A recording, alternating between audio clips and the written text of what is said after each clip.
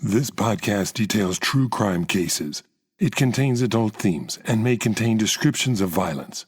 It is not intended for children. Listener discretion is advised. Thank you for joining me for today's episode of Once Upon a Crime. We're in the series Millionaire Murders, where people are targeted for murder due to their wealth. This is part 2 of Murder in the Hamptons. On the last episode, I took you through the backgrounds of both Generosa and Ted Ammon, how they met in New York and wed, how they adopted 2 children, and how Ted became a multimillionaire by the time of his 36th birthday.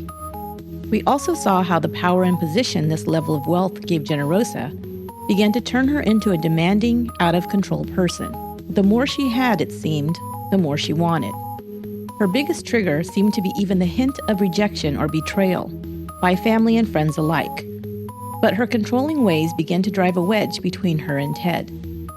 In the end, her husband betrayed her by starting an affair with another woman. And Generosa, at the end of our last episode, had filed for divorce and vowed to destroy Ted, a man she now hated and sought revenge against.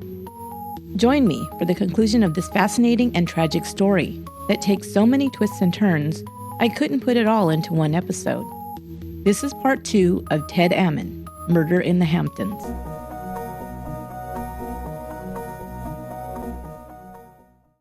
Today's episode is brought to you by Bon We Travel.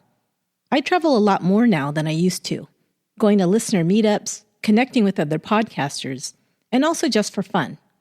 But what's not fun is spending hours online trying to find a good rate on a hotel or rental car to get the best deal. I hate to waste money and time. That's where Bon We Travel comes in. BonWe.com gets you the best hotel and car rates, quickly and easily. Simply enter what you're looking for and the dates you're traveling, and you'll get a list of the best deals to choose from. Bon We scans all the major travel sites for you to find you the absolute lowest rate, and they back their rates with a 110% price guarantee. You can't beat that. And beyond that, when you book through Bon We Travel, you also get 30% back in reward points that you can use for airline tickets, hotel stays, and even gift cards. And unlike some other travel sites that, by the way, only give you 2 to 10% in reward points, Bon We's points have no restrictions, no blackout dates, and no processing fees. New members get 1,500 reward points just for signing up. Learn more by visiting bonwe.com. That's BONWI.com to start saving money on hotels and get 30% back in reward points. And remember, when you support our sponsors, you support this podcast. Thanks. As was her habit, once Generosa determined that she had been betrayed, this time by her husband of 14 years, she slammed the door on the relationship. There would be no trial separation, no working things out, or going to marriage counseling. She flew immediately with the children from their home in England to New York to file for divorce. As soon as she arrived, she decided she needed a new home, purchasing an 8-story townhouse on East 87th Street. This would begin Generosa's campaign to take Ted for as much money as possible. She, of course, immediately set out to gut and redo the entire home, making it uninhabitable. Telling Ted she needed $1 million for renovations, she then moved in with the children to the 5-star Stanhope Hotel, renting an entire floor of rooms while the work was being done.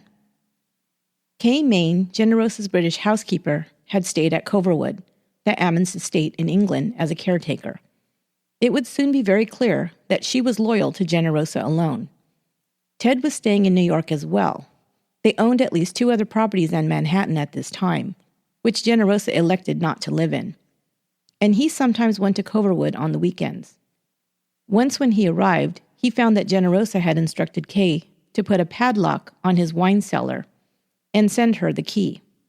Ted was angry that he did not have access to drink his own wine, but Generosa said that they were part of the marital assets, and the wine, like everything else, she would fight for in the divorce. Generosa cut off all communication with Ted except through lawyers. The only time he heard from her was when they had to meet in family court, where she launched into a profanity-filled tirade against him. She did not speak to him for the next year. As well, she began to cut everyone out of her life who even spoke to her soon-to-be ex-husband. She demanded friends and family alike take a side. If they were on friendly terms with Ted, they were her sworn enemy. One couple who had been friends of the Ammons had lunch with Ted, and he told them about his separation from Generosa. They were sad when they heard about it, and when they saw Generosa on the street soon after, they approached her to express their regrets. When she heard that they had met with Ted first, she didn't say a word to them. Instead, she hauled off and spat at them and then stalked away. They were horrified. Generosa also worked to turn their children against Ted. Greg and Alexa, now 10 years old, soon learned that if they even mentioned their father, they were met with angry tirades from their mother. They also learned that when they sided with her, Generosa was nicer to them and less angry. Over time, they would even begin to believe the lies that their mother told them about their father and start to turn on him as well. Ted went to court to make sure that he had regular time allotted to spend with his children. He would take them on the weekends, often spending time at the Hamptons beach house. But these times, while at first were a welcome respite from their mother's anger, it soon became more stressful for Alexa and Greg to spend time with Ted. When they would return home, Generosa would either grill them about every minute they'd spent with their father, and then become angry if they expressed any pleasure at being with him, or would give them the silent treatment for days afterwards. The children were understandably upset and confused about how they were supposed to act in this tense situation. Generosa was also advised by another wealthy divorcee that she should increase her spending. That way, the woman explained, the judge would award her more money in the final divorce settlement. Ted would be forced to pay alimony to keep her at the lifestyle she was accustomed to before the divorce, she told Generosa. Hearing this, Generosa began spending money frivolously, either to follow this bad advice or perhaps just to annoy Ted, who disliked wasteful spending. One weekend when he arrived at the Hampton house, he found a $450 bottle of wine that Generosa had opened, poured one glass into a tumbler, and then left the rest of the bottle open to go to ruin on the kitchen counter. Oddly, Generosa, even with all her highfalutin ways, had a habit of drinking out of not crystal wine glasses or the appropriate glass for a cocktail, of which she had many expensive sets, but always out of a simple glass tumbler. It was a habit she would keep all of her life. But a wasted bottle of wine was the least of Ted's financial problems. Generosa began spending money like it was going out of style. When the internet stock bubble burst, Ted lost about half of his net worth. Even so, Generosa still believed that he was worth $350 million. She said he was hiding assets.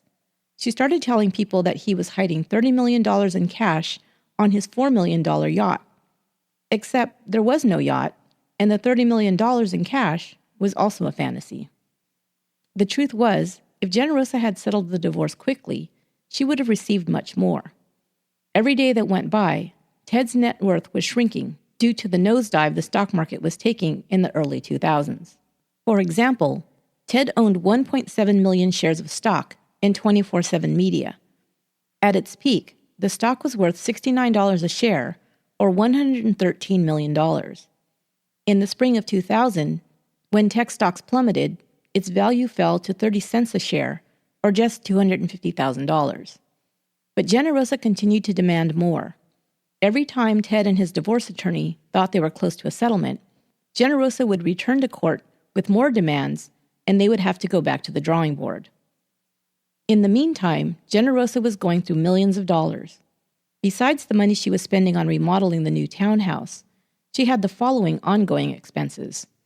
Her housekeeper was paid $50,000 per year. Her chef also received $50,000. Stephen, her assistant/butler, was paid $100,000 per year. She also spent $50,000 for a bodyguard, $50,000 for a driver, $30,000 for a gardener, and $60,000 in general maintenance for her residence. The Coverwood estate alone cost $100,000 per year for its upkeep. Beyond covering these expenses, she also demanded that Ted pay her $180,000 per month in alimony. And she wanted all of the real estate they owned to go to her in the divorce settlement: Coverwood, the East Hampton house, the London apartment, and her new townhouse on 87th Street.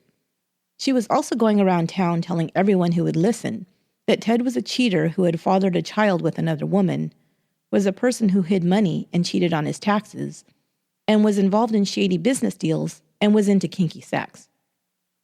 But Generosa's over-the-top anger and rage at Ted came across as irrational, paranoid, and just plain crazy. By this time, most had already heard about her demanding control freak ways in the past, and while some may have sided with her after hearing about Ted's affair, her continued all-out war against her husband and her demand for everyone's complete loyalty to her only made them walk away from her.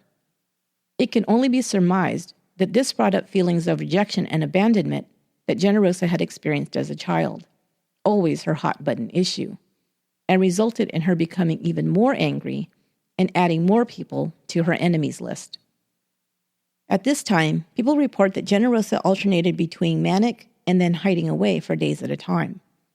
During her manic phases, she would rage at everyone around her about all of Ted's transgressions. She dragged the kids into the divorce more and more. She encouraged them to read the divorce papers that spelled out Ted's infidelity and other sordid details. She also began to act even more paranoid and told the kids, "Your father wants to kill me." She told them this is why she had to have a bodyguard around 24 hours a day. She spelled Ted's plot out for the kids. He was planning to kill not just her, but their dog Buddy. He was also planning to kill Stephen, the butler, and kidnap Greg. He had spies watching them from the top of the Metropolitan Museum of Art, which was across the street from their townhouse. She also told them that he'd bugged their rooms at the hotel. The kids, of course, were suffering from the effects of all this chaos.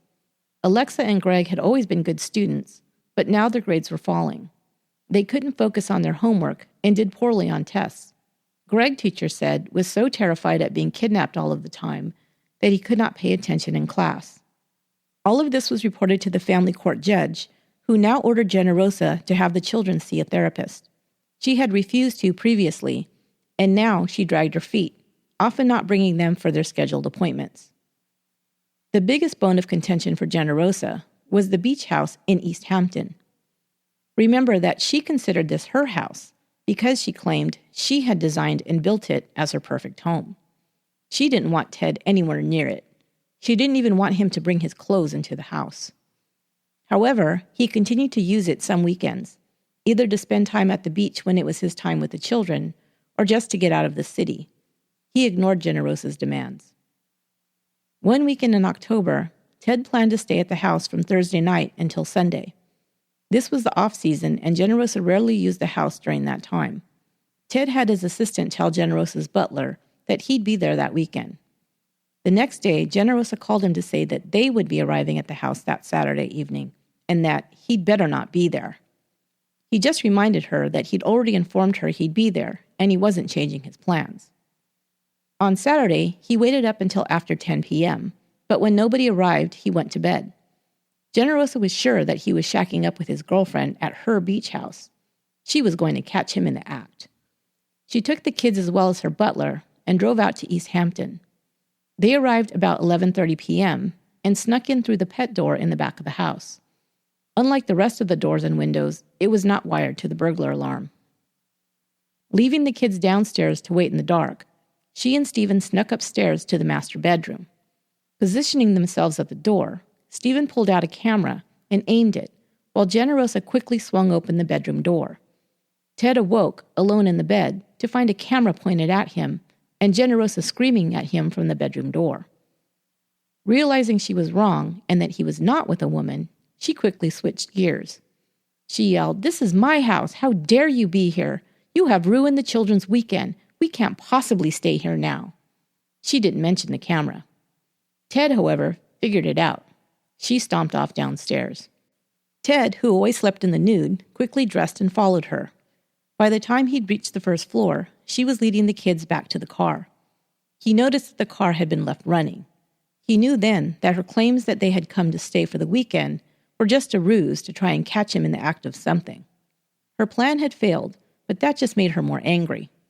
Once again, his children had been witness to the ugliness, and Ted tried to apologize to them for having to witness it.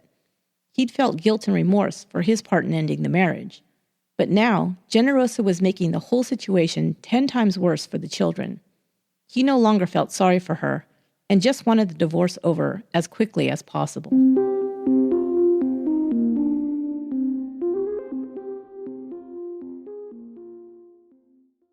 In the fall of 2000, Generosa discovered a lump in her breast. She had a bad cold that had gone into her lungs, so she went to see her doctor.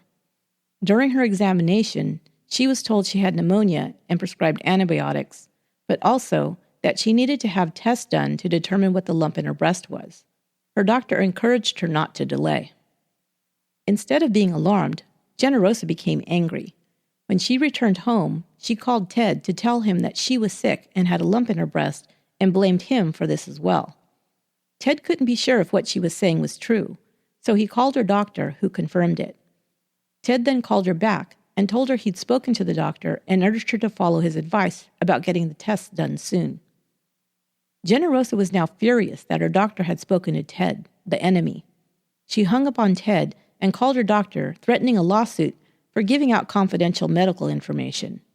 No matter that she'd already told Ted about the lump, and he was just confirming it. She refused to speak to the doctor again, and his follow-up phone calls went unanswered. He even mailed her a certified letter to tell her how important it was that she make a follow-up appointment.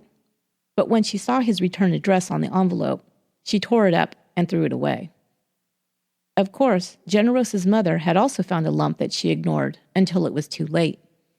Generosa may have been too young to remember that it had started for her mother the same way, or perhaps she was too focused on hating and seeking revenge on Ted to pay attention to her own health. In any case, after she began feeling better from the antibiotics, she went about her life as usual, ignoring the lump in her breast.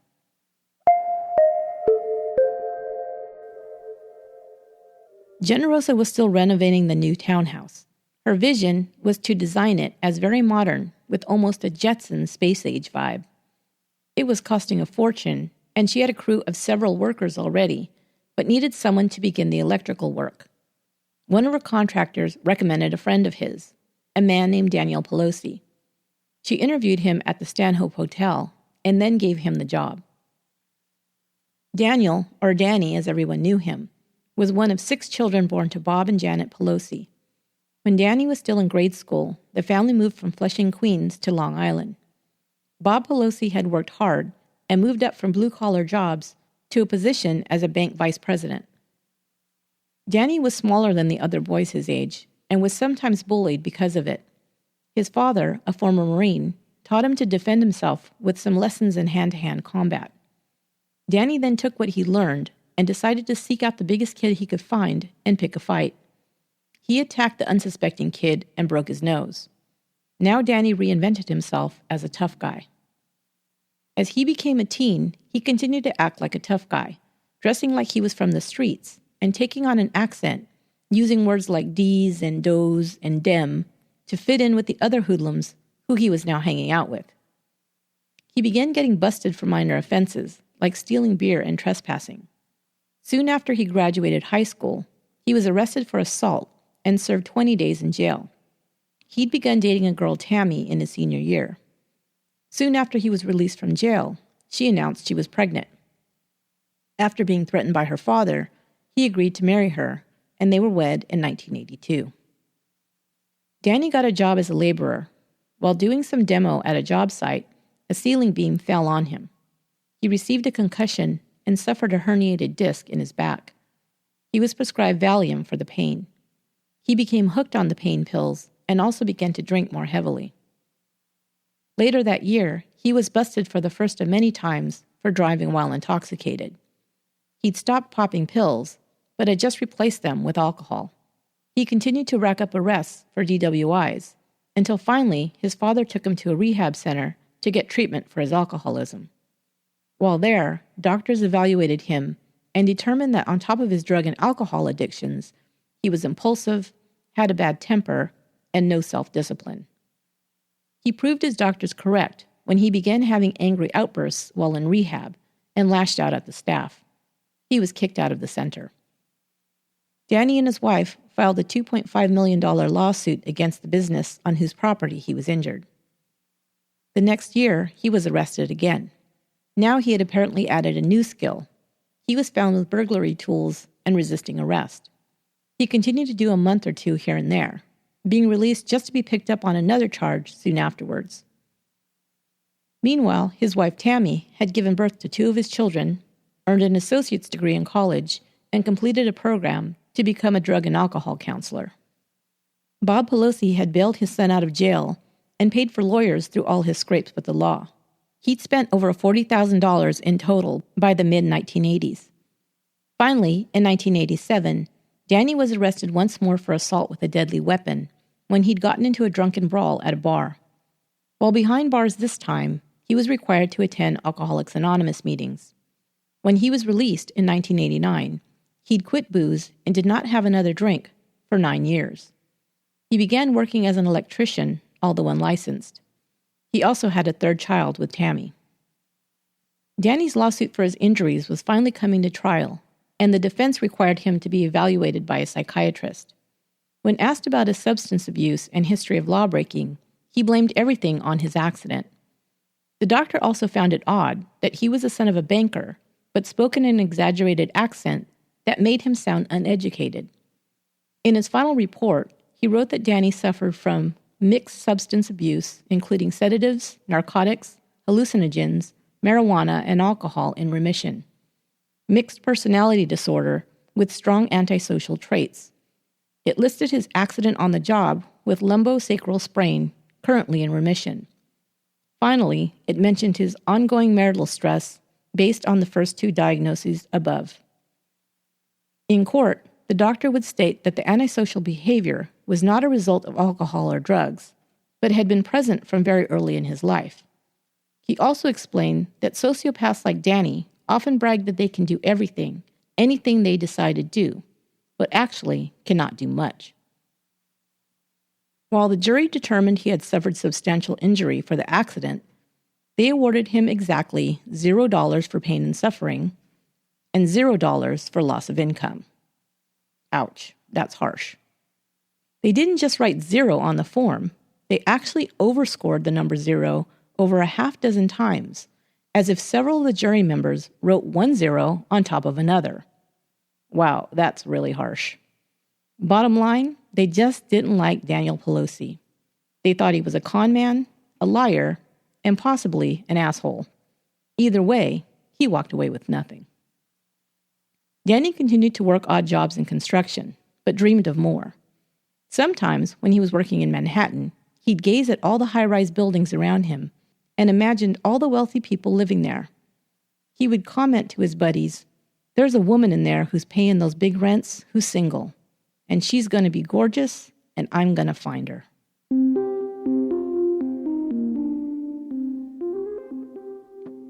Now, in late 2000, Danny Pelosi began working for one of those wealthy women, Generosa Ammon.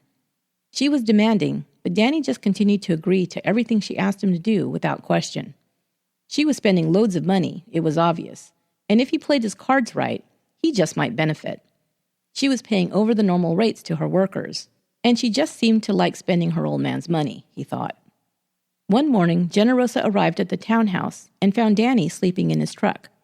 When she asked him why, he said it took too long to drive back and forth in rush hour, and so he camped out there instead. "None of my workers have to sleep in trucks," she told him. "I'll get you rooms at the Stanhope." After all, she didn't care how much of Ted's money she was spending. Danny was thrilled. When he began staying at the hotel, he and Generosa spent more time together after working hours. At first, they were friendly, and then it turned into a flirtation. Danny heard about the impending divorce and thought she was probably on the rebound. She might have sex with him just to get back at her ex, he thought. It was fine with him. Before long, she and Danny were drinking together, and his 9 years of sobriety was over. One night, while drinking, she confided in him that she hadn't had sex in 2 years. It was obvious what she wanted from him. His only question before they began a sexual relationship was, "Promise me you won't fire me if we have sex?" They began a physical relationship and spent most of their time together. Generosa spent more money on her new boyfriend, taking him to the 21 Club for dinner and drinks, and then showing him off at the opera in a designer tuxedo she'd purchased for him. She knew word would get back to Ted that she was seen out with a younger man. Danny was almost a decade younger than her, and while not a tall man like Ted, he was a relatively good-looking guy. She liked being seen with him, but Danny thought they should keep the relationship under wraps. He was worried her ex might cut off the money supply if he got angry. Generosa wasn't worried. While Generosa was never much of a drinker before, beyond a glass or two of wine or a beer, she now began drinking hard liquor with Danny on a daily basis. The closer she got to Danny, the more she threw money around. Danny, of course, was all for it. It was his dream come true. Generosa was paying $300 a night for rooms for Danny as well as the crew, even though his room now was going largely unused. Danny told his wife that his rich client was putting up the whole crew at the hotel, so she never questioned why he didn't come home. He was also bringing home a good salary for the first time, so for now, she was happy with this turn of events. Generosa was also treating Danny and the crew to breakfast every morning at the hotel at a tab of about $500. They also were treated to drinks after work that added several $1,000s to the hotel bill. All told, Ted was paying over $60,000 per month in hotel bills alone. Danny also began spending Ted's money. He handed out cash that Generosa gave him to friends, family, and even his bartender. He spent money renovating his home on Long Island and bought a $20,000 boat for his son, Danny Jr. Soon, Danny's wife began to realize what was going on between her husband and his boss. But now Danny didn't care. He was living the life, and he wasn't about to give it up. Generosa even took him on vacation to the Jamaican Islands. When they returned, Danny tried to give his father a check for $40,000 to repay him for all the money he'd fronted him for lawyers and bail. Bob Pelosi, knowing where Danny'd gotten the money, told him to keep it until he could pay him back with money he'd earned himself. Generosa set up a corporation called SkyPad and used it to run the bills through for renovating the townhouse. Of course, Danny was the first one on the payroll. One of the first things the corporation did was to lease a $40,000 SUV for him as the head contractor, although he didn't possess a contractor's license. Danny often tried to act like a know-it-all. He had an answer to every question and every problem Generosa put to him, even if he made it up. When she told him how she thought her ex was bringing women to the beach house, he told her he could solve her problem. He told her that he had a friend in the security business that could install a remote control surveillance system in the home that would be hidden from Ted. That way, she could secretly spy on him whenever she wanted to. In January 2001, Danny contracted his security expert to install a rapid-eye digital video system in the East Hampton beach house. Cameras were hidden outside the master bedroom, in the guest bedroom, in the den, the living room, the kitchen, the mudroom, and in the children's wing. There was one camera outside covering the side entrance that led into the mudroom. The cameras were hidden inside the home's burglar alarm system motion detectors. They took video images that could be viewed live and were also recorded from a laptop computer anywhere where there was a phone line. It could even record and send pictures for up to a full year using its hard drive memory. The Rapid Eye unit, a flat metal box, was hidden behind a wall in the secret safe room located in the children's wing of the mansion. The only people who knew it was there were Danny, Generosa, the security expert, one of his company's workers, one of Danny's friends, as well as Stephen the butler and Bruce the cook. Ted, of course, was not informed. Ted was under surveillance from the time he entered the house until the time he left each time he visited it. When he entered his code to disarm the burglar alarm upon arriving, Danny was notified by the security company. When he left using the same code, he also received a message. There were 3 laptop computers that received the video images hooked up to the system. Danny had one, his friend had another, and the security expert had the third. When Danny and Generosa visited the beach house, he would immediately go to the safe room and unplug the system so they wouldn't be observed, plugging it back in before they left. Ted now had seen Danny Pelosi around, and while he thought he seemed shady, he was glad that Generosa had a distraction. Maybe now, he told others, she would agree to the final divorce settlement and they could move on with their lives. Ted had recently been elected chairman of Jazz at Lincoln Center. He had long been a fan of jazz music and had given generously to the arts. He was excited for the next chapter in his life to begin. His two biggest roadblocks were finalizing his divorce and getting Generosa to comply with the child custody order. The times that Greg and Alexa were supposed to spend with their father had been spelled out by the family court. However, Generosa repeatedly failed to produce the children for their visits, either not being home when he arrived to pick them up or making them unavailable in some other way. When the children did spend time with their father, they suffered for it. When Ted had them for spring break week, Generosa refused to talk to them for 3 days after they returned. In April, Ted and his sister Sandy picked up the kids for the Easter weekend. When Stephen brought them down, Sandy could see that they seemed frozen, as if afraid to be in their father and aunt's presence. While walking them to his apartment, Ted laid out the plans for the weekend. They were going to the beach house and would have an Easter egg hunt the next day, like they used to. Alexa said that she didn't want to go. "That's Mom's house," she said. When Ted said no, it wasn't, and that they were free to stay at the house with him, they began to cry and said they would never go with him to the beach house. They seemed terrified. He calmed them down by saying he wouldn't force them to go. They then began to spill out all the lies their mother had told them, that they completely believed were true. They told him that they knew he had bribed the psychologist to say bad things about their mother to the judge. Ted had a secret girlfriend and a baby, they said. Ted had asked the court to evict Danny from the hotel. Their mom had no money, and their father was dishonest in business and made $1 billion a year, but was hiding it from Generosa. He had bugged the phones at the hotel to spy on them. Oh, and he lived in a nice apartment while they were stuck in a hotel. "I'm sick of hotel food," Greg cried.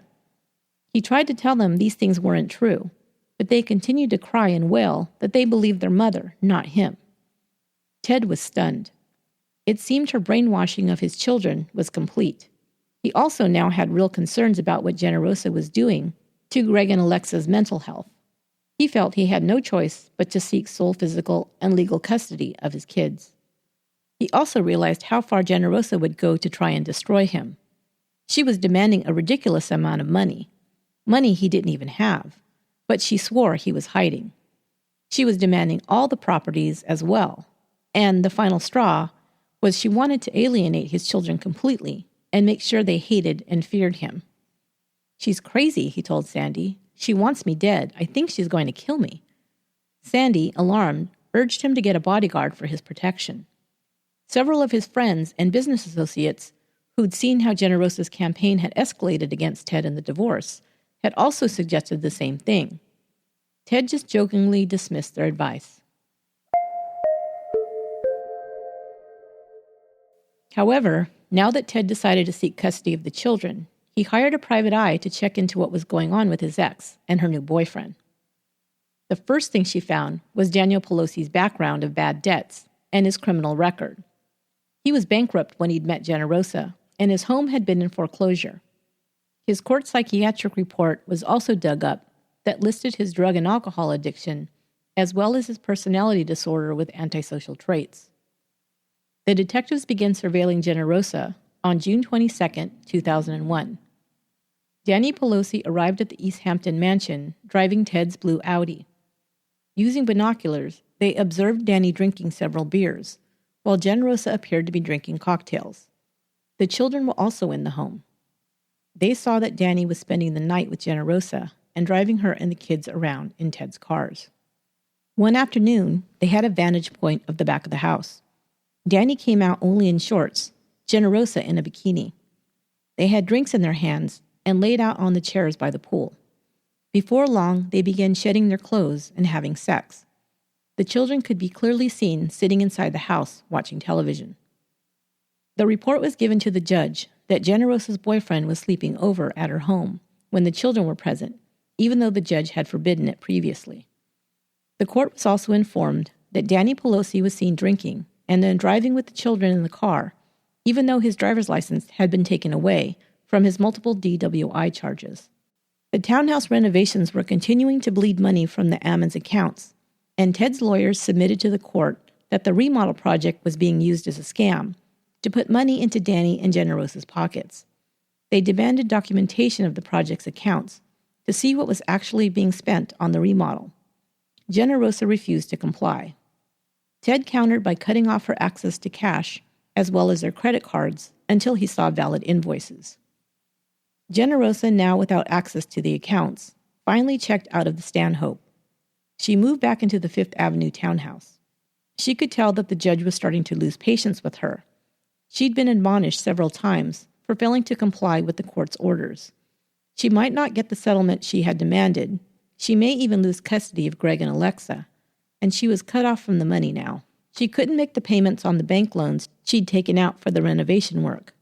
She told the bank that her husband had cut her off without a cent for no reason, and she was fighting it in court.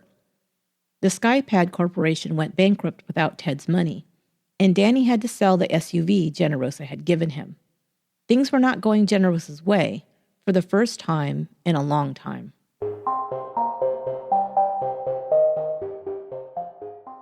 All of a sudden, it seemed to Ted that Generosa was ready to make a deal.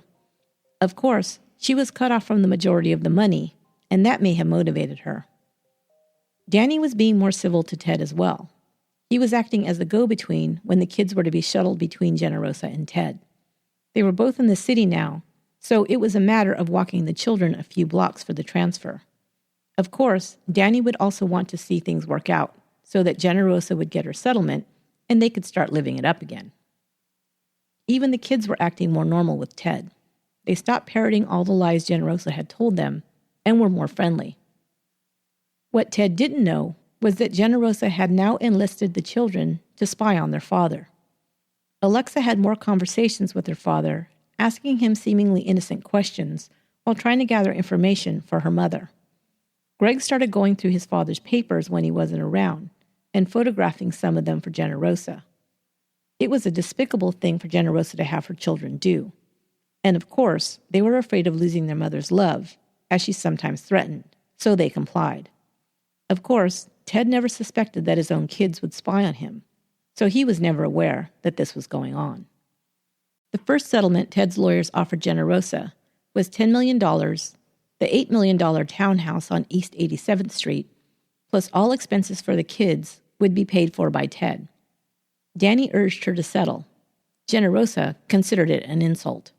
She could only see what she was not getting: the English estate, the Soho loft, and most importantly, the East Hampton house. She still believed Ted was worth hundreds of millions of dollars and was trying to cheat her. She went into a crazy rage. She went to the beach house and began destroying everything that was Ted's: his clothes, his $41,000 mahogany desk, an antique grandfather clock worth over $100,000. The list goes on and on.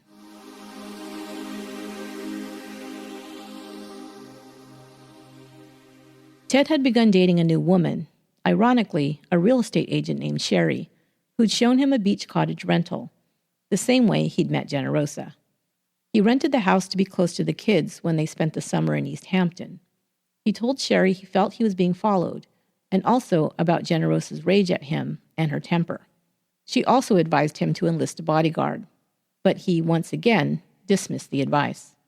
Generosa still wouldn't settle, so to try and force her hand, Ted demanded to stay at the beach house on alternate weekends, even though he had his rental house a few miles away.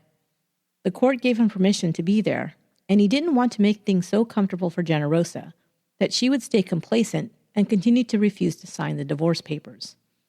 He asked Sherry to come and stay with him at the beach house. She refused and warned him not to stay there either. He waved away her concerns. Meanwhile, Ted believed that money had turned his once loving wife into a mean, vicious, and greedy shrew. He determined not to let money ruin his children's lives as well. He decided to put the money for his children into trusts that would be doled out for their needs, with some of it being reserved for when they were older. In this way, they wouldn't become spoiled rich brats or go through the money too quickly. He also began giving more money to charities.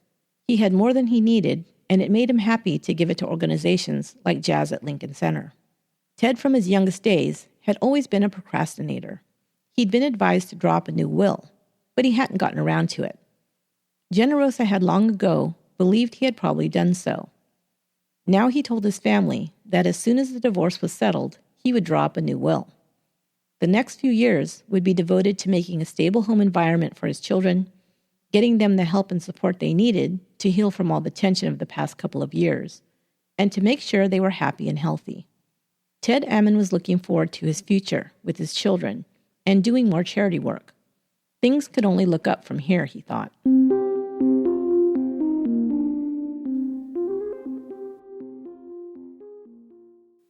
Ted made his final offer to Generosa, and she finally agreed, reluctantly.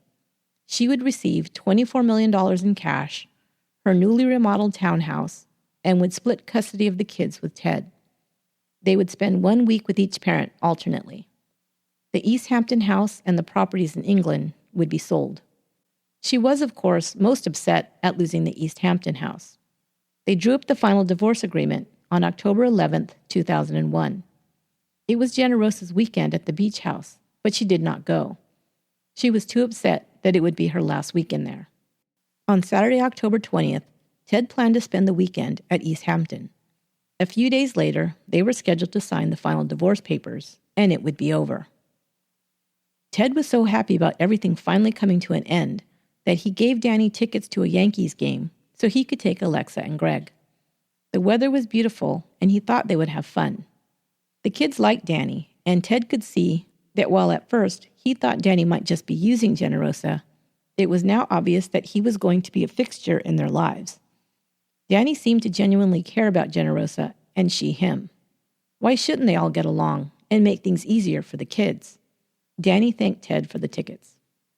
That week, Ted attended a charity event that was also attended by President Bill Clinton and one of Ted's jazz idols and now friend, Wynton Marsalis. That weekend, he also met a longtime friend at a bar for a drink. When his friend arrived, Ted was going over some paperwork. It was the detailed accounting that had been submitted to the court that gave Ted's current true net worth, which was just over $80 million, a far cry from the $350 million Generosa had always claimed. Ted told his friend that he was inspired by the talk President Clinton had made that weekend about giving back to those less fortunate. He'd finally decided what he really wanted to do with his life, or what was left of it. He talked about wanting to work with the World Bank, helping to grow impoverished communities in third world countries. Ted's friend could see that his friend was much less stressed and much happier than he'd seen him in a long time.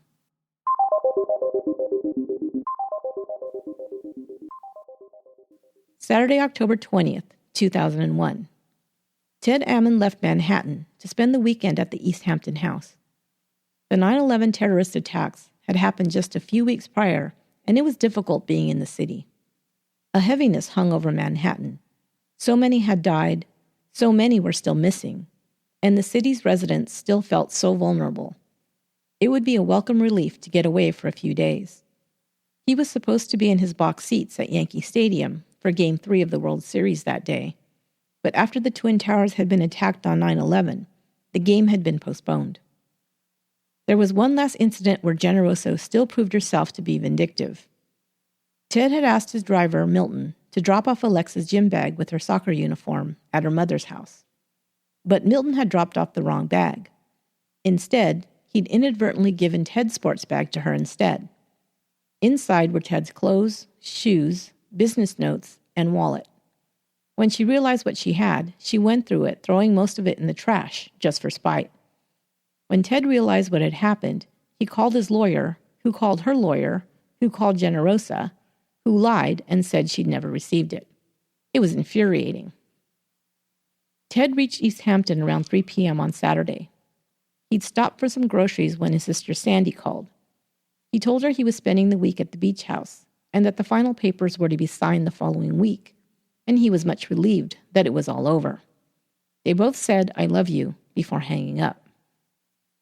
When he punched in his code to shut off the burglar alarm after arriving home, he would have no idea that, at that moment, the security company sent a message to Danny, letting him know that Ted had arrived. Ted went to dinner alone that night, and then took a walk on the nearby beach. He returned home, locked up the house for the night, undressed, and got into bed. At 2 a.m, someone logged into the Rapid Eye program with a laptop computer and looked at the videos that were being captured in the East Hampton house. All was quiet.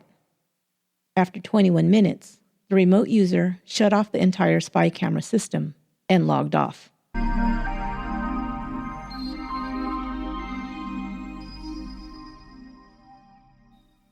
Monday, October 22nd. Ted's driver, Milton Macias, arrived at Ted's 92nd Street townhouse to pick him up for the drive to the office, as he did every workday. However, Ted was not home. Milton then called Mark Engelson, Ted's business partner and friend. Mark and Ted talked every day. Mark told him he knew Ted was staying in East Hampton for the weekend, but he had not answered Mark's calls on Sunday when he'd tried him. Mark tried his home phone number as well as his cell phone after talking to Milton. Still no answer. He then began calling around to his friends and family to see if they'd heard from him. No one had. That afternoon, when Ted failed to pick up his kids after school, Mark knew there was something definitely wrong. He tried to keep his heart from sinking, but he felt a definite sense of dread. Mark asked Milton to meet him on the helipad of his corporate office. They then took the corporate helicopter, the quickest way to get to East Hampton and 59 Middle Lane. They landed at the East Hampton airport, and Milton hailed a cab for the short drive out to the mansion. When they pulled into the driveway, they saw both of Ted's cars, a blue Audi station wagon and a silver Porsche, parked there. There was no sign of Ted. Entering the house, it was eerily quiet. They called out to Ted a couple of times, but there was no answer. Before they walked through, they both had the presence of mind, probably knowing this wasn't going to end well, to put on work gloves. They walked through the bottom floor, but it was unoccupied. They then began climbing the stairs to the second floor. At the top of the landing, they saw the entrance to the master bedroom. After just a few steps towards it, they froze. There was blood everywhere, mostly dried a dark brown. It covered the white walls, the white sheets on the bed, and a tan rug in the middle of the bedroom floor. In the middle of the rug was Ted's body, naked and twisted into a fetal position. His head had been bashed in repeatedly, and there were defensive wounds on his hands and arms. Besides the blood in the bedroom, there was also blood spatter found at the base of the stairs, on the living room rug, and even out on the rear patio. Mark called 911, and investigators soon arrived. This was the first murder to occur in East Hampton in almost 20 years. They found that the doors to the mansion were unlocked, and the burglar alarm wasn't on. The cause of death was repeated blunt force trauma to the head. Ted had fought for his life, as the multiple defense wounds on his body would attest. The body was already at room temperature, so death had to have occurred many hours before it was discovered. They did a thorough search of the home and surrounding area and neighborhood, but no murder weapon was found. However, the tools in the living room fireplace stand were missing, and they wondered if perhaps a heavy fireplace poker might have been the murder weapon. Right away, detectives began hearing the names of Ted's ex-wife, as well as Danny Pelosi, as possible suspects. At 2 p.m. that day, Suffolk County detectives arrived in Manhattan to interview Generosa. Danny answered the door and said they could not speak to her. She did not yet know that Ted was dead, he told them, and he didn't want her upset. But then he told them that Generosa's divorce attorney had advised them to get a criminal attorney. Why, they asked. Were you involved in Ted Ammon's murder? He denied it. Later that afternoon, Generosa went to pick up Alexa and Greg from Ted's apartment. They were with his housekeeper. She told them that their father had died. As they cried, she explained that he had taken too much medication and drank too much. Not long afterwards, however, Ted Ammon's death was in all the papers, and the twins heard that he'd been murdered. When they questioned their mother, she said, "Maybe one of your father's boyfriends killed him." Generosa began floating the rumor that Ted was bisexual and that he was probably killed by a male lover. However, even though Ted was well known to be a millionaire and had been killed in his mansion, it wasn't a robbery gone wrong or something of that nature. The house had not been ransacked and nothing was taken, including over $1,500 in cash that was in Ted's wallet that had been left in plain view on the kitchen counter. Just a day or so after Ted was found murdered, investigators discovered that there was a secret video surveillance system installed in the house. They contacted the security firm owner who had installed the system. He explained how the 9 video cameras continually monitored the house, taking 1 frame per second. He told them that the system was hidden behind a wall in the safe room. When they entered the safe room, they saw Alexa's toy tea set inside, as well as a Monopoly board. The kids had used it as a secret playroom at times. On the wall where the rapid eye system had been installed, they saw that the video system had been ripped out. All that was left was a bundle of black wires it had once been connected to, and the fiberglass insulation that had been pulled out from the wall as well. Apparently, the video system had been hidden behind it. Investigators determined that the killer must have known exactly where the video system had been located, and most likely what it might have captured, so they took it with them. The security firm owner verified that both Generosa and Danny knew about and operated the system. Ted was unaware of its existence, they found out. He also told them that Danny knew how to unplug the system. He explained that the system's main hard drive could not be changed once the photos had been captured, at least not without leaving evidence on it that photos had been erased. As well, the cameras could be shut off remotely using the laptops, but the main hard drive and the separate laptop hard drive would have a record of it. He also said he'd never shown anyone how to shut off the cameras. There was one other way the system could be disabled, he said. Someone with a working knowledge of electricity could figure out how to do it. They could cut off the main power switch to the electricity outside of the house to shut down the system, but there would be a record of the power interruption and the fact that it had been rebooted on the hard drive. But they figured out that if the power had been shut off, the burglar alarm in the house would have begun to beep, most likely awaking Ted. Also, the digital clocks in the house would be flashing or show the wrong time. Neither had occurred. The power had not been shut off. But if the system had been shut off before the murder, and then the main unit had been removed, in this way also removing the hard drive record of who had shut off the cameras, then Ted's murder would not have been broadcast live. To retrieve any information the surveillance system might have recorded, they would have to find the hard drive that was removed from the house or the laptops that had been used to access it remotely. That is, if they had not already been destroyed. Investigators would tell no one about their discovery of the spy system.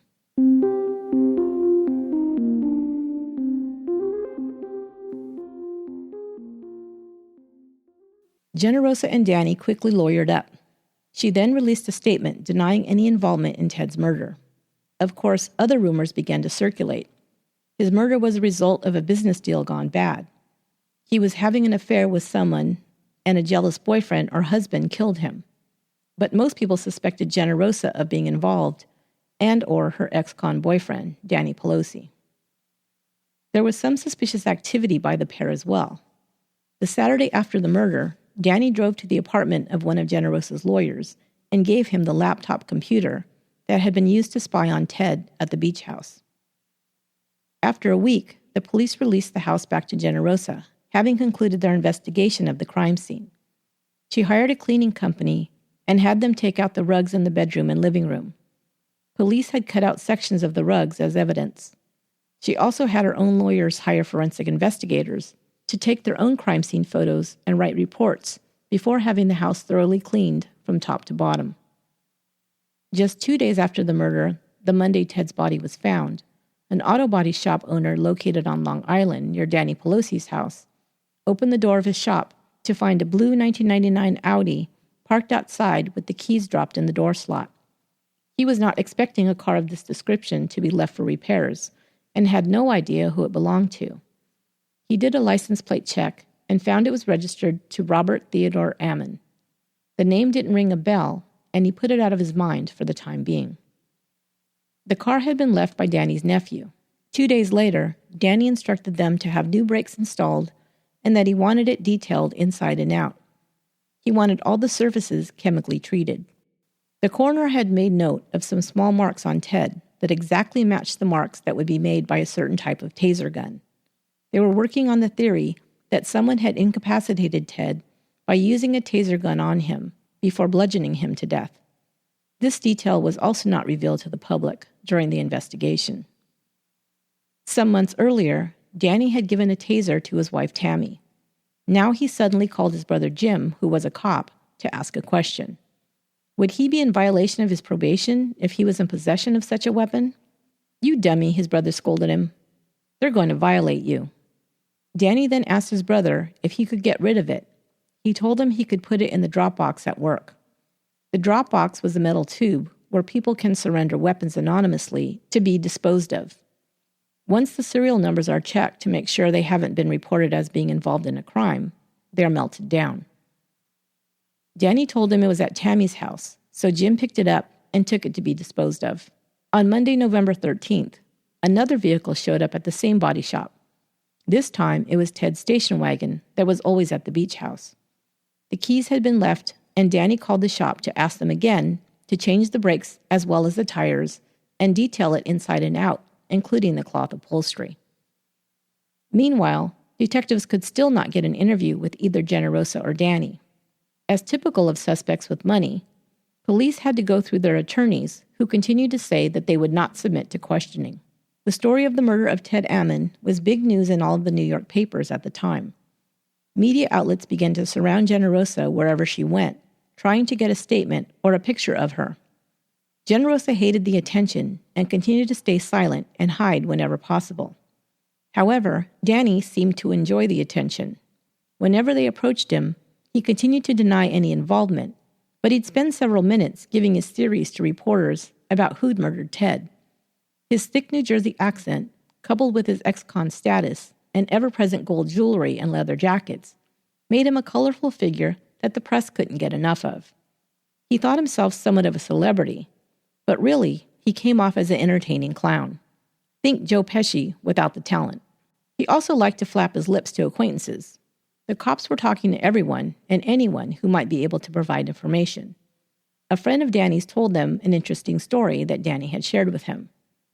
"Danny told me that the man was hit in one room and was found in another room." Danny had said, allegedly, he was bashed in the head, murdered, and dragged into another room.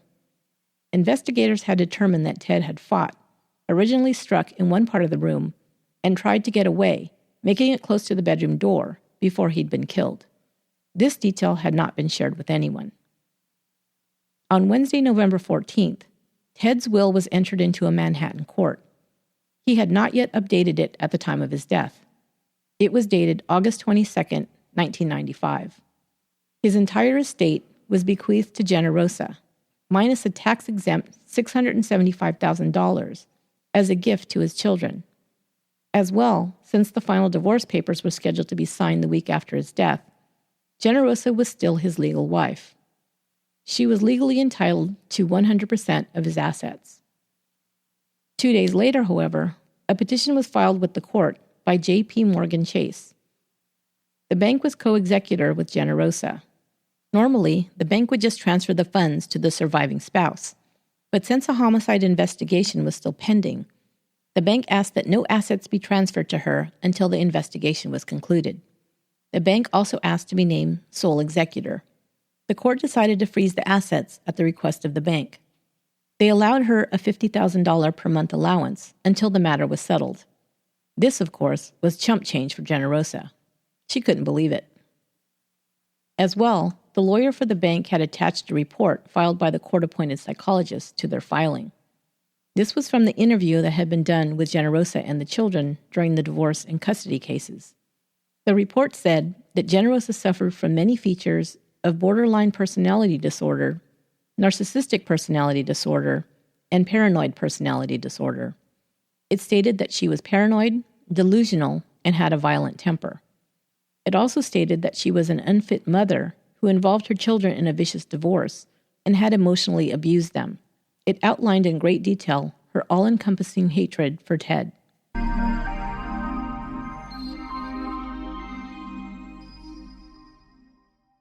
Detectives still had no solid evidence against Generosa or Danny, and without anything on them, they were free to go about their business. What they decided to do was to flee to England and out of the glare of the spotlight. They may have thought if they stayed away for a while, everything would die down, and they could return at a later date. But before they left, they got married. Whether it was for love or so that they couldn't be compelled to testify against each other, or a little of both, is unclear. In a scene completely opposite from her fairy tale society wedding to Ted, Generosa married a recently divorced Danny Pelosi at a borough hall in Queens, New York. It was held in secret so that the paparazzi wouldn't show up. They had a quick civil ceremony and then hopped on a plane with the children. Ted had been dead less than 3 months.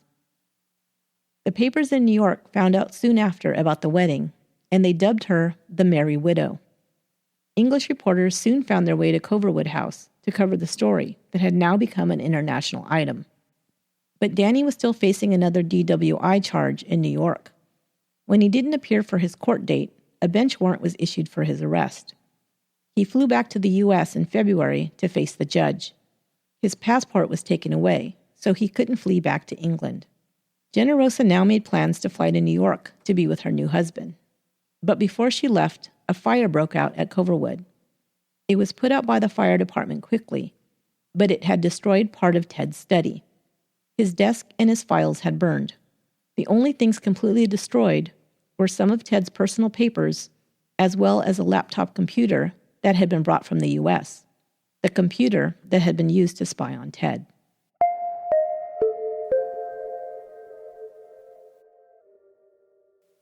Generosa moved back to the U.S. and in with Danny, who was living in the basement apartment at his sister's house on Long Island. To Danny, it proved that Generosa truly loved him, and perhaps it was true. The children were put back into their private boarding schools. Danny began speaking to the press again. He told them that DNA proved he was not involved in the murders. He also said that Ted was actually worth $300 million more than reported, and the missing money was a clue to finding his killers. Most of the press and the public still believed Danny was responsible for Ted's murder. They just wondered why he hadn't been arrested already. The case against Danny, according to investigators, was as follows. Ted was beaten to death and had stun gun marks consistent with the type of taser Danny had owned, the one that was missing. He was having an affair with Ted's widow, who had vowed to have him killed. She inherited everything after his death. Danny had a secret video surveillance system installed to spy on Ted, and he knew when he was at the Hampton house and if he was alone. Finally, his alibi for the night of the murder could only be corroborated by his own family and friends. A few months later, Generosa's lawyers were able to get a judge to rule that the bank could not freeze Ted's estate. She also sued to obtain a $15 million settlement from Ted's business insurance. She began selling off property, including the Fifth Avenue townhouse for $10 million and Coverwood for $8 million. She was able to liquidate at least $30 million in assets. She and Danny purchased a $700,000 ranch house on Long Island. She began to remodel it, including a 2-bedroom apartment in the basement for her kids. They began to live like a normal upper-middle-class family. The kids now attended public schools, and they began to feel normal again. They loved it. They had also grown close to their stepfather, Danny, especially Alexa. He treated them well and was a fun companion for them. He also took care of their mother, and Generosa seemed more calm, and while perhaps not happy, at least somewhat content. Generosa was still staying out of the public eye, but Danny was still eating up the attention and living as a well-to-do man of leisure. He'd spend tens of thousands of dollars taking his buddies on trips to Vegas, where he plunked down astronomical amounts on blackjack tables and roulette wheels, which he quickly lost. Generosa stayed home. In June of 2002, Generosa became ill. She was stricken with a high fever and was having trouble breathing and collapsed. Danny took her to a doctor who, after taking x-rays, told him that Generosa was riddled with cancer that had attacked her breasts, lungs, and kidneys.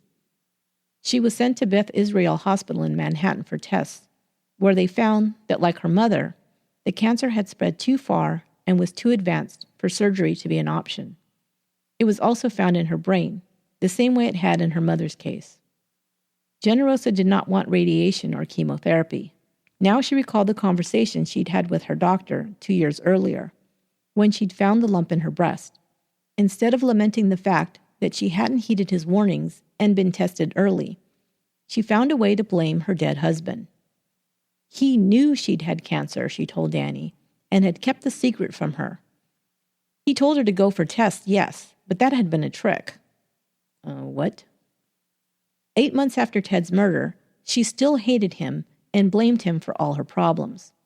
She also told her children about her illness and that it was their father's fault that she was so sick. She decided to undergo chemotherapy and made up a new will that left everything to Danny, except what was already in trust to the kids from Ted's estate. Danny, however, told her not to do so. It wasn't right, he said, that the kids were cut out of the estate. I think he really did care about these poor kids, but as well, he knew that it wouldn't look good to the cops that he was the sole beneficiary. So Generosa changed her will again. This time, 1/3 of her estate went to the children, 1/3 to Danny, and the last third would be held in trust for him. Generosa began taking heavy pain medications. On top of that, she was also drinking heavily. She was often incoherent. Kay Main came from England to take care of her and the kids. Soon, however, all her time was filled caring for Generosa, and the children were taken in by a family friend of Danny's who lived nearby. The couple had 2 children of their own, and they were kind and loving to Greg and Alexa. Generosa gave more power and responsibility to Kay Main. Kay had long reminded her of the English housekeeper she'd had as a child. Now that she was so sick, and Danny was looking at another stint in jail on his DWI charge, she depended on her for almost everything. Danny decided to plead guilty to the charge and was given a deal of 4 months in jail. Generosa stopped the chemo treatments because she didn't want to go bald, she said. Greg and Alexa wanted to see their mother more often, talk to her, spend time with her, because they could sense that they were going to lose her, but Kay would not allow it. They began to tell their guardians how much they hated the British nanny. Danny and Kay also didn't get along. Danny tried to hold his tongue so as not to upset Generosa, but Kay was becoming a dictator in their home. Kay was an odd woman. She began to tell people that Danny had told her he'd killed Ted. She began to spin wild, outrageous stories about the murder that didn't at all reflect reality. Also, Kay would be the last person Danny would tell a secret to. He didn't trust her as far as he could throw her, and felt she was trying to manipulate Generosa now that she was so sick and dependent on her. Kay began talking in Generosa's ear about Danny. What exactly was said, or whether it was her influence or Generosa's increasing use of morphine and other heavy-duty pain medications, is unknown, but she decided to change her will once again.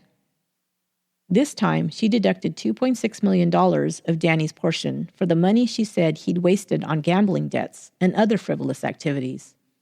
Before he had to report to jail to begin his 4-month sentence, he took one last trip to Vegas with his buddies, taking with him over $500,000 in cash. He still had access to Generosa's accounts as her husband. It was his last hurrah, and he was determined to make the most of it. While he was gone, Generosa began to believe he was cheating on her. She consulted with Kay and then her lawyers and decided to leave the kids to Kay. Kay also talked Generosa into moving out of her and Danny's house and into the East Hampton house. The kids freaked out. They didn't like Kay and didn't want to be left with her, and they surely didn't want to return to the house of horrors where their dad had been murdered. But they had no choice. Danny was heading off to jail, and Generosa filed to make Kay the children's legal guardian in the meantime. She was granted temporary guardianship in February 2003. Ted's sister Sandy had filed a request to become their guardian, but Generosa lied and said that they didn't have a relationship with their aunt and uncle and only saw them once a year. She accused them of being after the money. However, Sandy and Bob had specifically told the court that they were not seeking any compensation. They simply wanted to raise Ted's children. The judge determined that Generosa was competent to make the decision for her children and appointed Kay Main as their temporary legal guardian. While in jail, Danny continued to keep in touch with Generosa by phone daily. The detectives were still investigating Ted's murder. Now they began rounding up suspects to grill about Danny and his possible involvement in the case. It seems they thought someone would crack, now with Danny safely behind bars. They began bringing in several of his friends, family members, and associates for questioning, including his ex-wife Tammy. But they didn't find anything of merit to help them prove he was guilty. However, a grand jury was set to be impaneled to hear the details of their case. By the time Danny was released from jail that summer, Generosa had moved back to the beach house. Danny was not invited.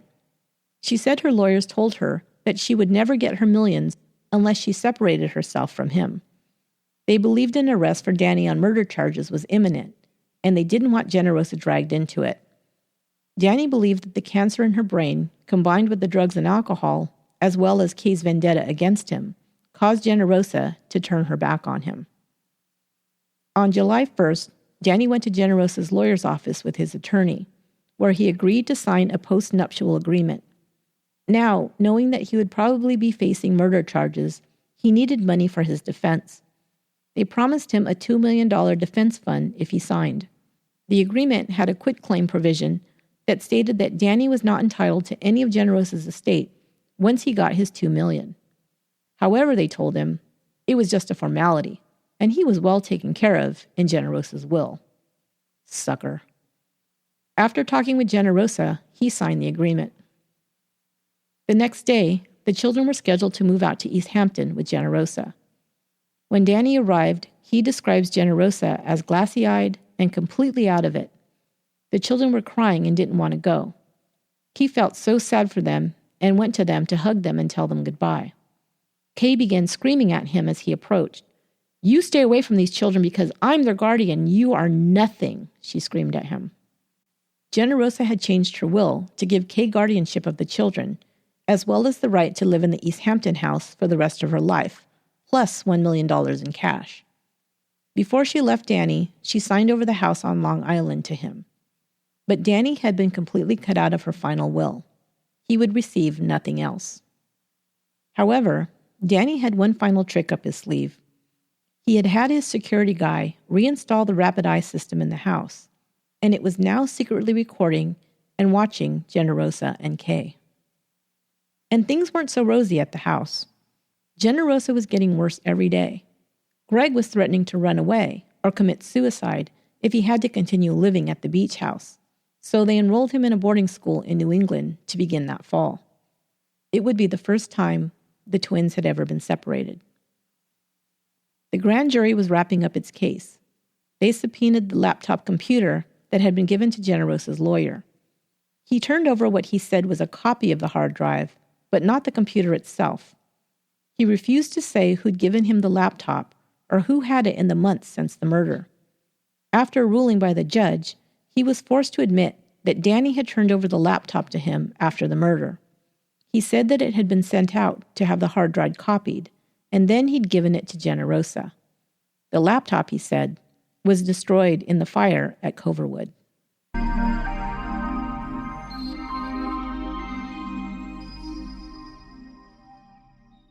In late August, Generosa was taken to Lenox Hill Hospital in Manhattan. She kissed her kids goodbye before leaving the beach house. She walked into the hospital on her own and signed in under the name Mary Taylor. She died on October 22, 2003. She was 47 years old. Her lawyer contacted Danny several hours after her death to inform him of her passing. Her body was cremated, and Danny went to the funeral home to collect her ashes. He walked 5 blocks from the funeral home to the Stanhope Hotel, the place they had first met.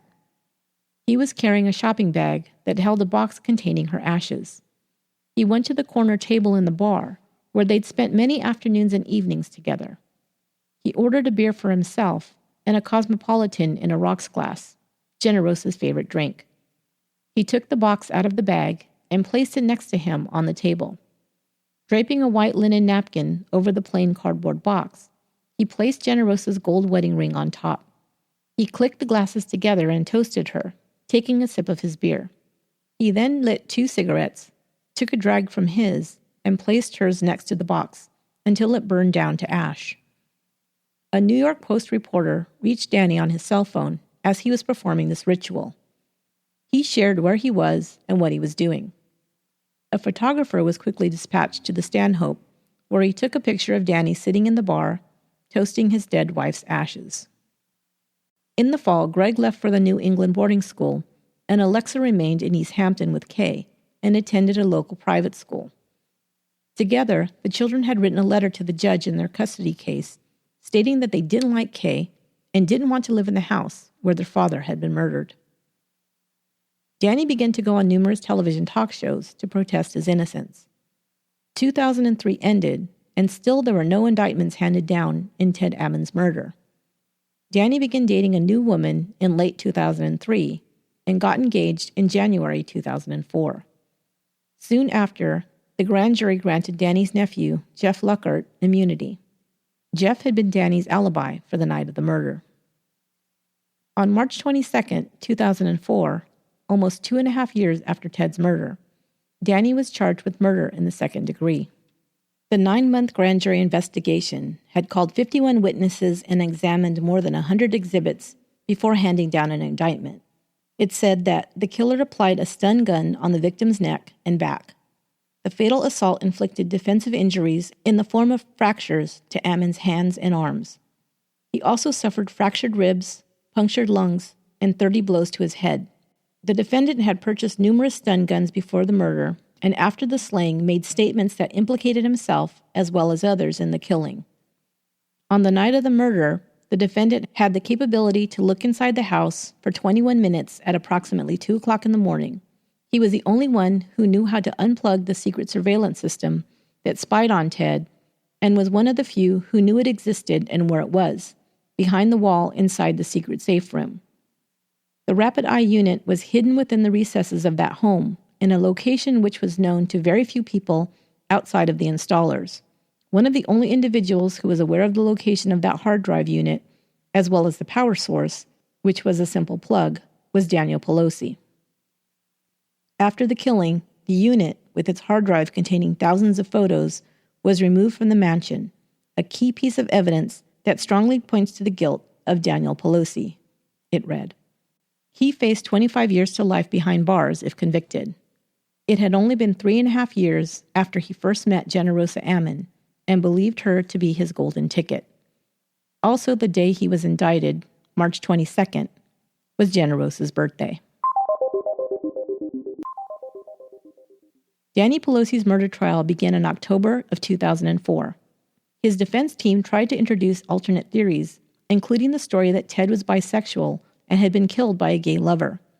They pointed to the fact that he'd called his girlfriend that night while walking on the beach, a well-known gay meetup spot, according to the defense.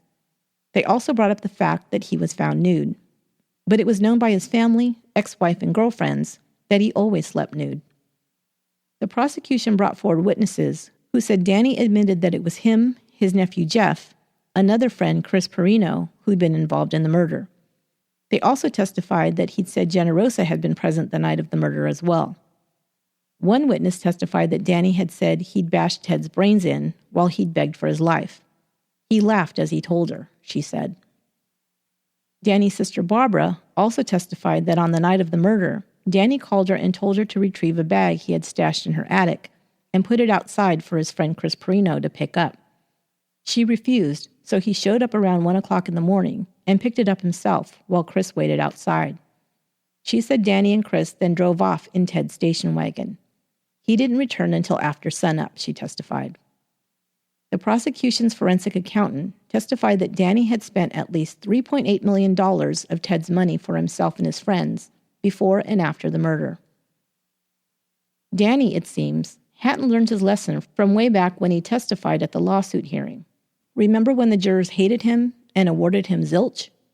The genius that he was, he decided to testify at his own murder trial, a move that is risky at best and insane at worst. Here's one of his typical exchanges on the stand.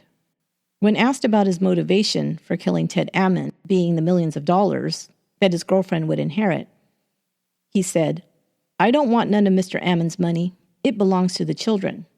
Prosecutor: "And you're still suing the surrogate court to set aside your postnuptial agreement so that you can get a piece of the estate, aren't you?" Danny: "So I can give it to the children." Prosecutor: "The children already have it, Mr. Pelosi. That's what's in the will, right?" Danny: "I don't understand the question."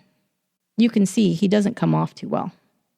He also was goaded into admitting that he was angry the week before the murder and was heard yelling about Ted hiding assets and not giving Generosa a fair deal.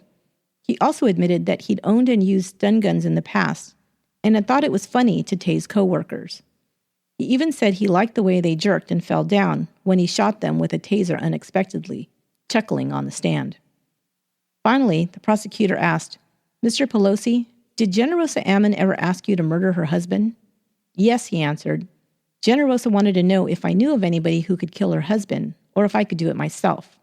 However, he continued, he'd agreed to neither request. After a 3-month trial, the jury decided on a verdict: guilty of second-degree murder. He received a sentence of 28 years to life and was sent to the Southport Correctional Facility in upstate New York. He has had several disciplinary actions in prison, including being put in solitary confinement for inappropriate conduct in the visiting area, disobeying a direct order from a correctional officer, and making threatening phone calls to an unnamed woman in 2011. He will be eligible for parole in 2031 at the age of 67. Before his trial, he wed his pregnant girlfriend, who gave birth to their son 4 months before he was convicted.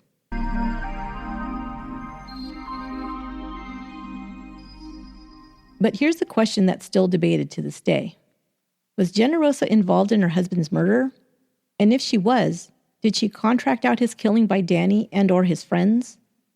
Was she present at his murder? Or did she take part in the murder itself? Some theorize that perhaps she knew she had cancer and was going to die and had nothing to lose. I'm not so sure about that. She seemed to be in deep denial until it was too late to do anything about her illness. Or perhaps some think she felt remorse for her part in Ted's murder and allowed herself to die. If so, she sure never seemed remorseful. She was even blaming him months after his death for her diagnosis of terminal cancer. Send me a message on Facebook and let me know your thoughts about this case. But for what it's worth, here's what I think. The main thing that I think points to Generosa being involved in Ted's murder is the fact that she was so full of rage that she was out to destroy him in every possible way. I believe then, when she found out that she wasn't going to get everything she wanted in the divorce agreement, she lost it. She was going to have to settle for a certain amount of money that she thought was unfair, split custody of the children, and the icing on the cake, that she wasn't going to be allowed to keep her East Hampton house. After all that, the only thing that would appease her was to see him dead.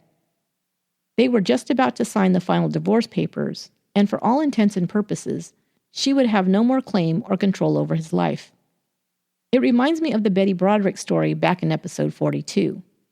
Betty had the same kind of hatred for her ex, who she felt had rejected and abandoned her. When she finally had to accept the fact that he moved on and married another woman, she could no longer control her rage. Betty had also been diagnosed with borderline personality disorder and narcissistic personality disorder like Generosa. The way that Ted died makes me feel that this was a rage killing. The coroner's report states he was hit with a blunt object 35 times. A person who was merely trying to get rid of him, which would have been Danny's motive, to get rid of him so Generosa inherits his entire fortune, would have used a gun and gotten in and out quickly. Instead, Ted was bludgeoned repeatedly until he was dead. That's a very rage-filled and personal killing. Danny never seemed to have much anger towards Ted. He actually spoke to him pretty amicably most of the time. But I do believe Danny was involved. The most likely scenario is that Generosa went with Danny and perhaps another person to the beach house. They'd snuck in before, so they knew how to get in without Ted being alerted. I think maybe she had Danny use the taser on Ted to incapacitate him, and then she attacked him. Some people say no, she was a petite woman and couldn't have caused that much damage. But if you've ever seen someone go off when they are enraged, you know that they can seem to have superhuman strength. The surveillance system unit was then taken, and the laptops hidden or destroyed, so that it couldn't be determined who had turned off the system, or if anything had been recorded leading up to the murder. Danny and Generosa had the system installed, and would have known how to get rid of the records. It's just a shame that the authorities didn't find the laptops or the hard drives before they could be destroyed. Generosa Rand Ammon could have lived a charmed life. Indeed, she did for several years.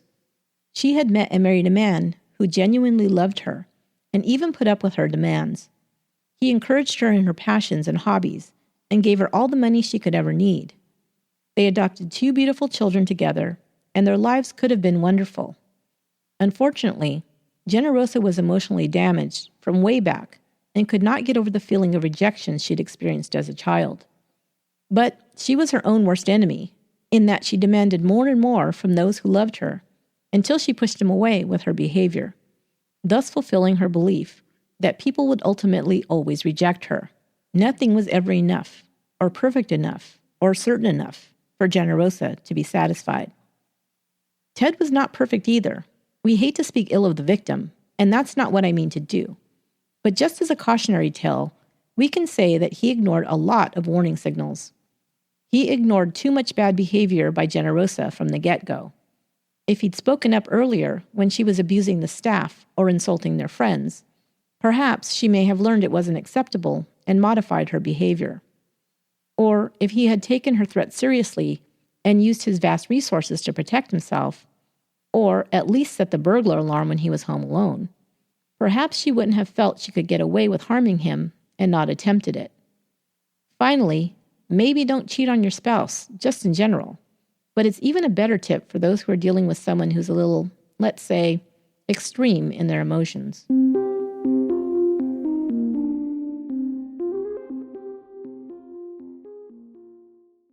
Ted was cremated, and his ashes were then taken to a public memorial service at Lincoln Center. Over 500 people attended to say goodbye to their friend and colleague. Wynton Marsalis performed New Orleans funeral music from the Dixieland era, one of the jazz styles Ted loved best. In fact, several musical tributes were made to him throughout the service, in between the eulogies his friends and family gave to honor him. His children and his sister and other family members were there. Generosa did not attend. Alexa and Greg's Aunt Sandy and Uncle Bob continued to fight to be granted custody of their niece and nephew. In 2005, they won custody, and the twins went to live with their relatives in Huntsville, Alabama. Once away from New York and all the publicity, they lived in relative anonymity afterwards. 10 years later, Greg and Alexa returned to 59 Middle Lane to try and sort out the memories, what they were told by their mother and Danny, and what they'd heard in the news media from the truth. Greg began making a documentary that was released in 2012 called 59 Middle Lane. It depicts their return to their childhood home and the memories of their father and mother, as well as their journey to the Ukraine to find out where they were born and to find their birth family. Alexa attended Bucknell University, her father's alma mater, and competed on the rowing team. She worked as a manager for a band in South Carolina. Greg attended film school in Los Angeles. He began the documentary project to exorcise some of the demons of the past. Afterwards, it seems, he was able to reclaim the happy memories from the early days with his father and mother and twin sister at the beach house. So much so that he recently returned to the area to live and opened up a clothing store with his fiancée. The store, located in East Hampton, was named Big Flower, after the first words he spoke in English, and the name of his father's first company. It offers their own line of casual summer clothing. While filming the documentary, Greg and Alexa traveled to the Ukraine to return to the orphanage or children's home from where they were adopted. There was a nurse there who still remembered the twins and her joy that they were adopted. They were very moved that she still remembered them. From there, they found an address for their birth mother, but discovered that she had died. She had been an alcoholic, and besides the twins, another young brother was sent to the children's home and later adopted as well. They were able to find an aunt and a brother and sister, and they were all reunited. If you want a good happy cry, you can find 59 Middle Lane on Amazon Prime. Greg donates the proceeds from the documentary to Jazz at Lincoln Center and an adoption institute. Just last month, in June 2017, Greg and Alexa Ammon, who still own the house in East Hampton, listed it for sale.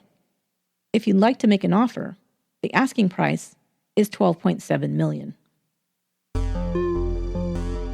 That will do it for this episode of Once Upon a Crime. I hope you enjoyed this 2-part episode. I'll be back next week with a new series, and I hope you'll join me then.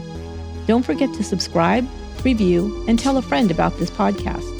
And thanks to all the new Patreon supporters. It means so much to me that you support the show by chipping in a couple of bucks a month. You got this episode early as a reward and for being such a great friend to the show. Thanks. Once Upon a Crime is written, produced, and edited by me, Esther Ludlow. Until next time, be good to one another. This week, I'm sharing a great indie podcast with you once again. This time, I want you to take a listen to Noir Factory Podcast. This is an amazingly well-done podcast. The Noir Factory investigates mystery, pulp, noir, and true crime, and presents each as a story that will intrigue you and keep you coming back for more. And I guarantee Steve Gomez will be your new podcast voice crush. Here's Steve to tell you more. Hi, my name is Steve Gomez, and I'm the Chief Investigator at the Noir Factory Podcast. If you're listening to this, I don't have to tell you about the expert work that Esther puts into each episode of Once Upon a Crime. She lays out each case and weaves a compelling story all in her own voice. If there are any episodes you haven't heard yet, then rectify that oversight as soon as possible. And when you're done and waiting for a new episode to drop, stop by the Noir Factory Podcast, where you can catch up on noir, true crime, and hard-boiled stories. It's kind of like one of those $16 cocktails you get in trendy speakeasy bars, except with noir and true crime instead of booze, and $16 cheaper. Stop by iTunes or wherever you download Once Upon a Crime and check out the Noir Factory Podcast. Sit down and pull up a stool. I've got a story that you're going to want to hear.